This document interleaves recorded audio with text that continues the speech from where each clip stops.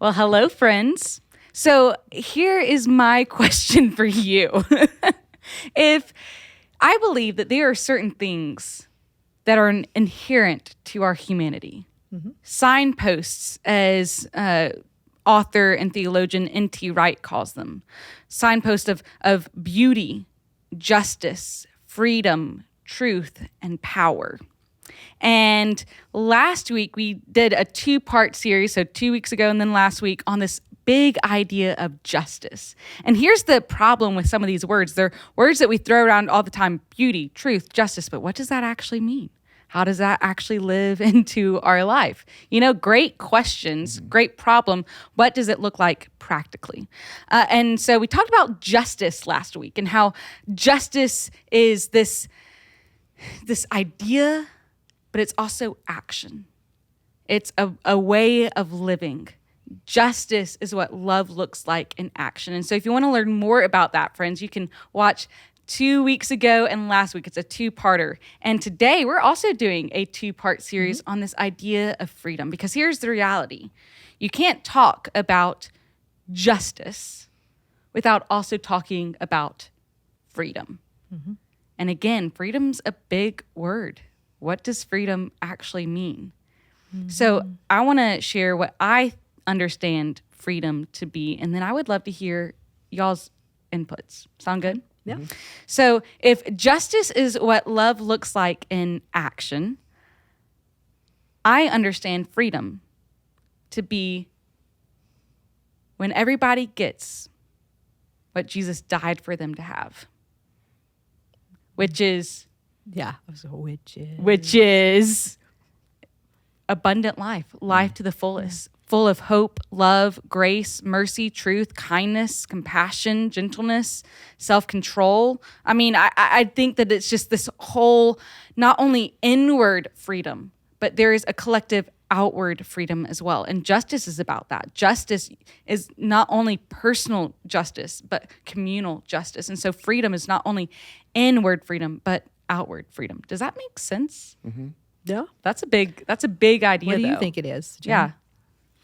Yeah, I think, Jesus talks about that his whole purpose is to bring life in its fullness. So I think freedom, we see it. We witness freedom when we witness people flourishing. Oh. And so when we don't see the flourishing, and we see and we witness that if someone's life is not living in, so that means that freedom. So sometimes we had to choose higher goals of freedom than even lesser goals of freedom, and we can talk about that. I think that's the let's difference. get into that a little bit. I think freedom. I came at it thinking about this from a personal lens, and so my first thought was like, I thought about when do I know that I'm free, and it's when what I need to do and what I want to do are completely aligned, and I'm not hindered to be able to do what I need to do and what I want to do. That to me, that's freedom in Christ, right? So Paul says it, where the Spirit of the Lord is, there is freedom. And so to put a Christian lens on it, for me, as someone who's lived a little bit longer, it's like I've gone through seasons where what I had to do and what I wanted to do are not in line. And so there's just this tension all the time. N.T. Wright calls it idolatry. Jesus tells the followers that are following him, he's like, you are enslaved. And they're like, what? We're not enslaved. We've never been slaves. And, you can just sort of sense the people around them going, really? Because there was Egypt, and then there was Babylon, and now there's Rome. So externally, you're enslaved. But then I think Jesus is talking about internally. So I think of freedom in 2 ways. I think of it as external and internal. And so would you say that freedom is where those two align, like where those two are flourishing together? Because I think we have to understand freedom, we are freed from something, from whatever it is that's holding us captive. But we're also, and this is the part I think that modern concept of freedom forgets, we're also free for something. So it's not just about me as an individual flourishing; it's about the community flourishing as well. And so I That's think important. that's so. In again, scripturally, Paul, and there's this interesting passage in Corinthians where Paul's going about the sacrifice of meat to idols, and he says, as a Christian who's living into your freedom, you can eat whatever meat you want to eat, right? You can have a barbecue sandwich. That's cool. That's fine. But he says, but if you have someone at the table with you who, is still wrestling with their conscience over that, you need to give up your freedom for the sake of the greater good of that person. Oh my goodness, I think that is so relevant to today. So very relevant today. Because I think there's always the understanding. Let's say you're walking alongside someone who really struggles with something, but it's okay for you. And what's the Christian response to that? And let me give you an example. It's like, let's say you like a glass of wine with dinner, but you have a friend who's recently going through recovery. Your freedom, you don't feel convicted by a glass of wine at dinner, but your friend is on a new path, a completely different path. That's not part of that person's story anymore. So to me, the Christian response that Paul, I think, is calling for, if you want to apply that ancient wisdom to what we're doing now, is just forego. Yeah. Forego. There's a lot of different ways that can apply, but he speaks of it in Romans 12, where he says, outdo one another in showing honor. Your freedom is that I'm not a slave to that, so I can put it aside, and I can elevate my friend, and this whole environment will be life-giving. Yeah. The problem is there are so many things in our world that we are enslaved to, and we don't even recognize it. Enslaved to different addictions. That can be alcohol, drugs, shopping, sex, gossip. I mean, the list can go on about the things that you're addicted to. Do you know what I'm starting to notice is one, and I think I've had this in my life too, it's the addiction to being envied. What do I mean by that? I mean, it's like, I think it plays out on social media. 100%. We consciously or unconsciously, that's a generous explanation for it. I think sometimes it's very conscious. We want to create FOMO in other people.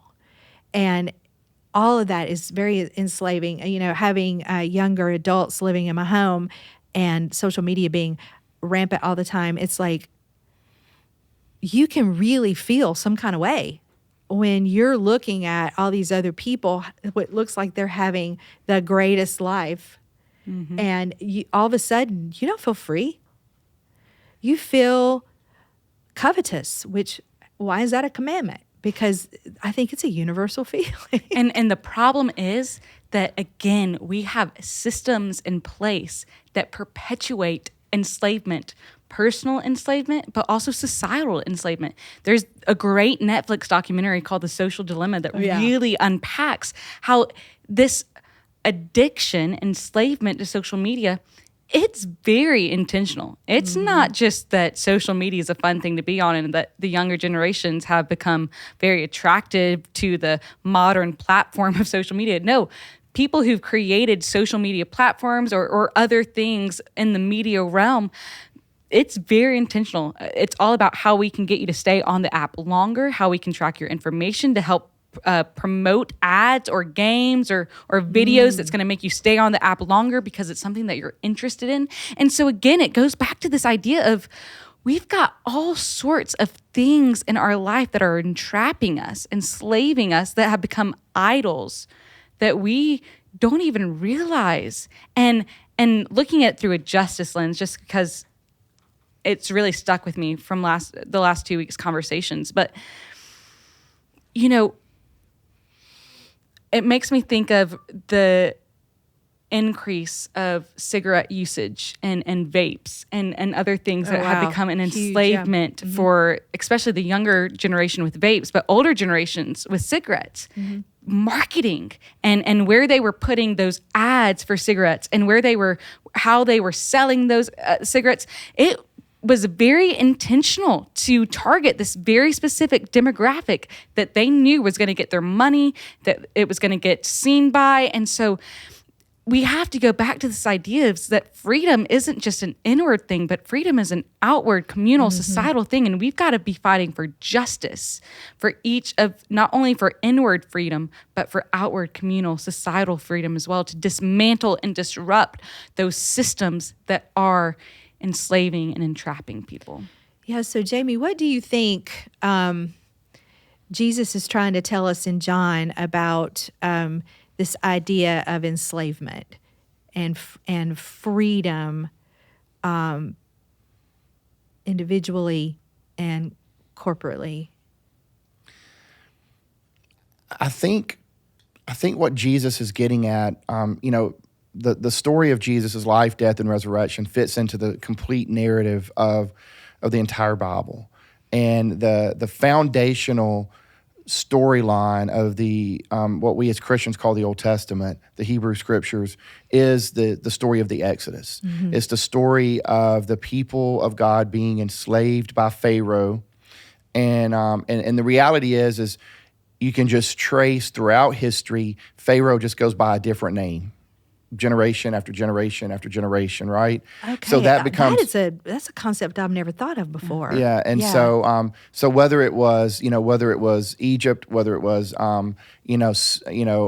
Babylon, whether it was whatever next power to be. So this imagery of that the people are longing, and Exodus being the people are enslaved, they're longing for freedom. And there's this longing for freedom. We continue to long for that freedom. That's what we're talking about. Jesus shows up on the scene.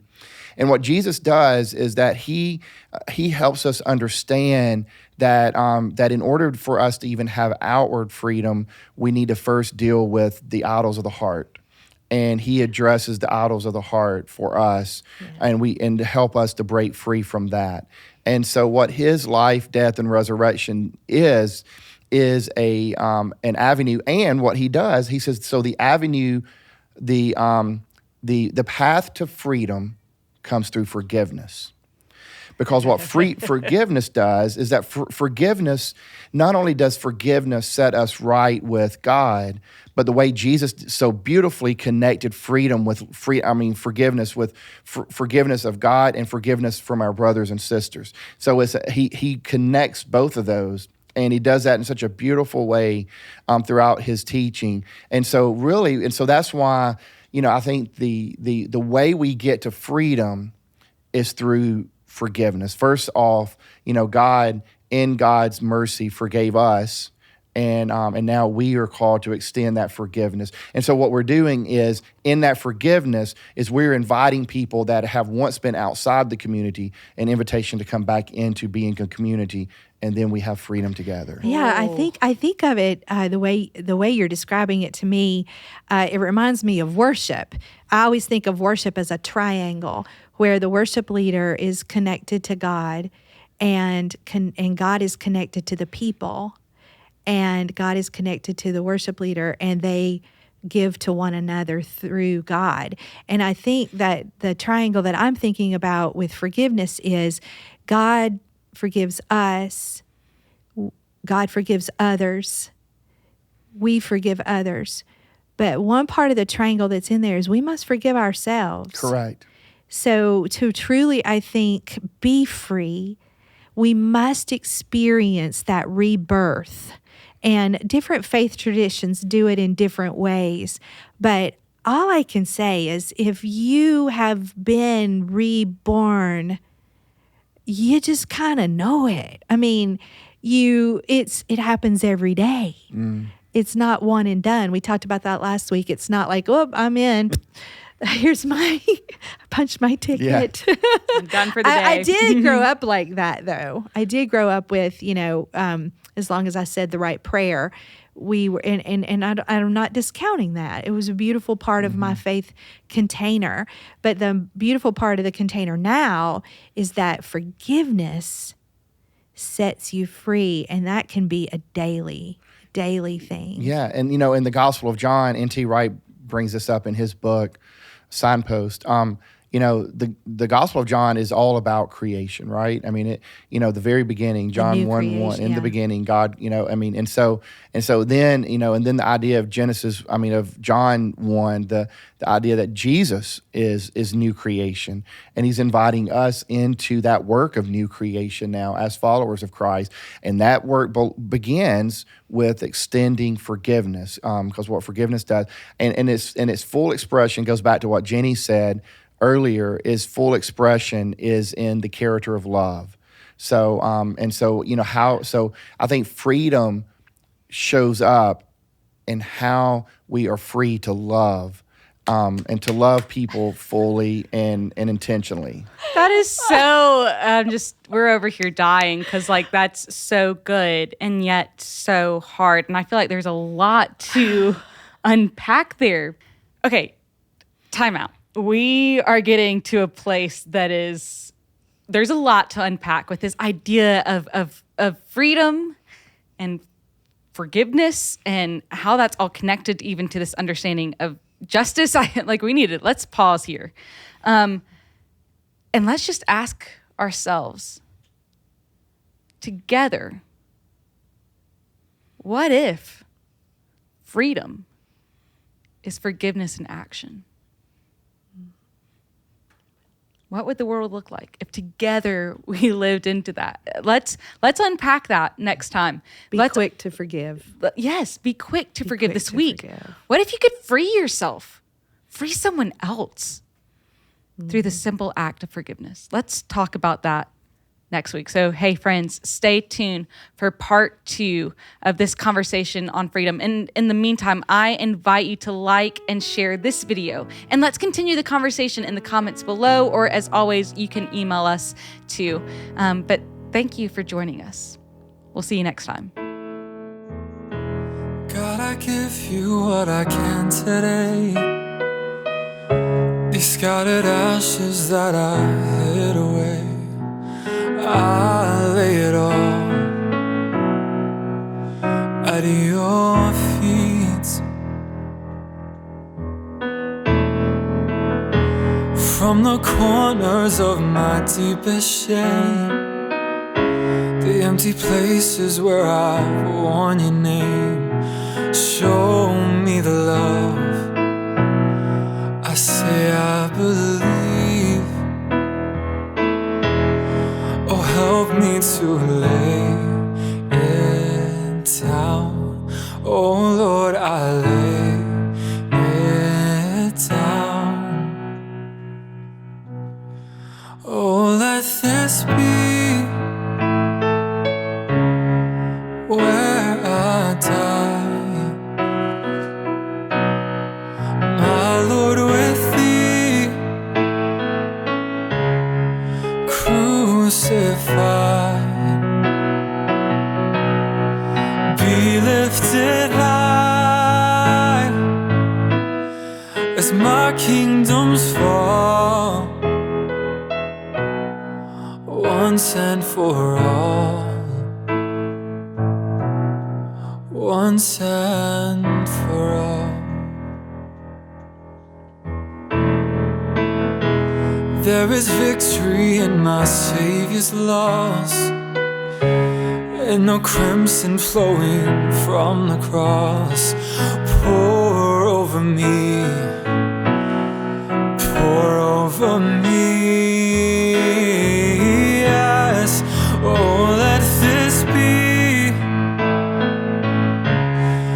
where I die, my Lord, with thee crucified. Be lifted high as my kingdoms fall, once and for all, once and for all. Oh Lord, I lay it down. Oh Lord, I lay it down. Help me to lay it